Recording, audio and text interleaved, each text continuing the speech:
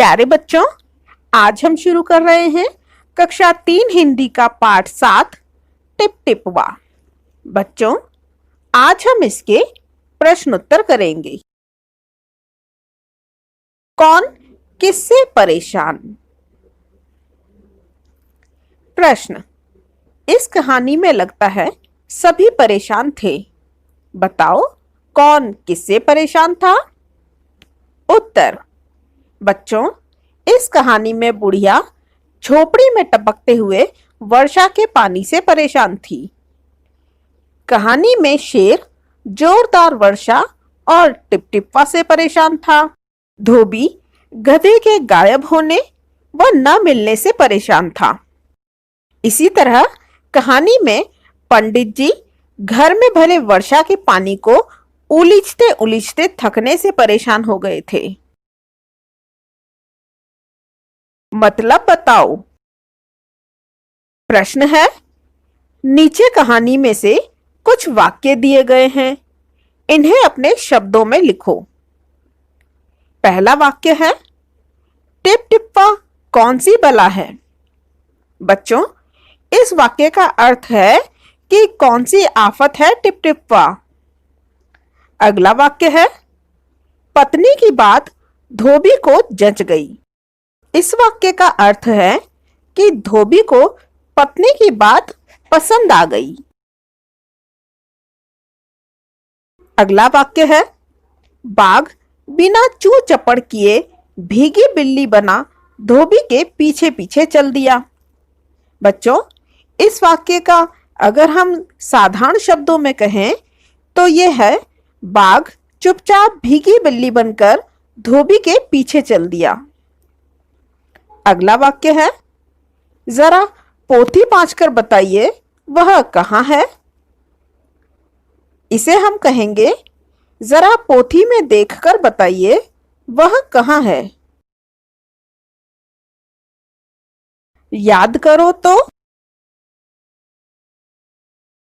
प्रश्न है, पोता दादी की गोद में कहानी सुनने के लिए मचल रहा था। तुम किन किन चीजों के लिए मचलते हो? बच्चों, इसका उत्तर है, मैं भी दादी से कहानी सुनने के लिए मचलता हूँ। मैं उनसे नए नए खिलौने लाकर देने के लिए और उनके साथ घर से बाहर जाने के लिए, उनकी गोद में चढ़ने के लिए व उनके साथ खेलने के लिए मचलता हूँ। बच्चों, आप भी कुछ ऐसा ही करते होंगे। कौन है टिप टिप्पा? प्रश्न है, हाँ बचवा, न शेरवा के डर न बघवा के डर, डर तो डर टिप टिपवा के डर। तुम्हारे घर की बोली में इस बात को कैसे कहेंगे? उत्तर, हमारे यहाँ हिंदी भाषा बोली जाती है, इसलिए हमारे घर की भाषा में इसे कहेंगे, हाँ बेटा, मुझे ना शेर का डर है और ना ही बाघ का डर है, मुझे तो बस इस पानी के टपकने का डर है। अगला प्रश्न है, कहानी में टिप टिपवा कौन था? तुम किस किस को टिप टिपवा कहोगे? बच्चों, इसका उत्तर है, इस कहानी में टिप टिपवा झोपड़ी में टपकता हुआ वर्षा का पानी था। हम धोबी और उसके मोटे लट्ठ को भी टिप टिपवा कहेंगे। बारिश। प्रश्न है, यह कहानी एक ऐसे दिन की है जब मूसलाधार बारिश हो रही थी। अगर मूसलाधार बारिश की बजाय बूंदाबांदी होती तो क्या होता? यदि उस रात बूंदाबांदी होती तो? बच्चों, हमें इस अधूरे वाक्य को पूरा करते हुए इस प्रश्न का उत्तर देना है। तो हमारा उत्तर है, अगर उस रात बूंदाबांदी होती तो बुढ़िया की झोपड़ी में पानी नहीं गिरता, दादी पोते को टिप टिपवा वाली कहानी नहीं सुनाती, जिसे सुनकर बाघ भाग गया था। यदि बाघ टिप टिपवा से नहीं डरता तो धोबी के साथ चुपचाप नहीं चला जाता। इस तरह तो कहानी का रुख ही बदल जाता, मतलब कहानी बिल्कुल ही बदल जाती। तरह तरह की आवाजें।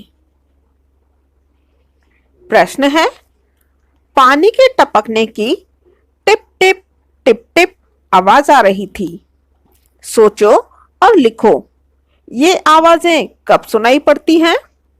पहली आवाज है खर्र खर्र, दूसरी आवाज है भिन भिन, तीसरी आवाज है ठक ठक, चौथी आवाज है चर्र चर्र, पांचवी आवाज है भक भक और छठी आवाज है तड़ तड़। बच्चों, यह सभी आवाजें आपने सुनी ही होंगी, तो इनके उत्तर हैं खर्र खर्र की आवाज आती है तेज सांस लेने पर। इसी तरह से भिन भिन की आवाज आती है मक्खी के कान के पास मंडराने पर। ठक ठक की आवाज आती है दरवाजा खटखटाने पर। चर्र चर्र की आवाज होती है दरवाजा को खोलने पर। भग भग की आवाज आग लगने पर आती है और तड़तड़ की आवाज वर्षा की बूंदों के टीन पर गिरने पर आती है। खूंटा। प्रश्न है, धोबी ने बाघ को खूंटे से बांध दिया। सोचो और बताओ, खूंटे से क्या क्या बांधा जाता है? बच्चों, इसका उत्तर है खूंटे से गाय, भैंस, बकरी, ऊंट, बैल, गधा, भेड़, बछड़ा, हिरन, खच्चर को बांधा जाता है। एक से ज्यादा। बच्चों, आपने एक और अनेक के बारे में तो पढ़ा है, जैसे एक कहानी, सभी कहानियां। इस एक और अनेक को एक वचन और बहुवचन भी कहते हैं। इसी प्रकार से कहानी और कहानियों की तरह ही हमें अन्य शब्दों को भी बदलना है। उत्तर है एक तितली, कई तितलियां, एक पत्ती, 10 पत्तियां, एक चूड़ी, ढेरों चूड़ियां, एक खिड़की, 4 खिड़कियां। इन शब्दों से पता चलता है कि तितली का बहुवचन है तितलियां, पत्ती का बहुवचन है पत्तियां। इसी प्रकार चूड़ी का बहुवचन है चूड़ियां और खिड़की का बहुवचन है खिड़कियां।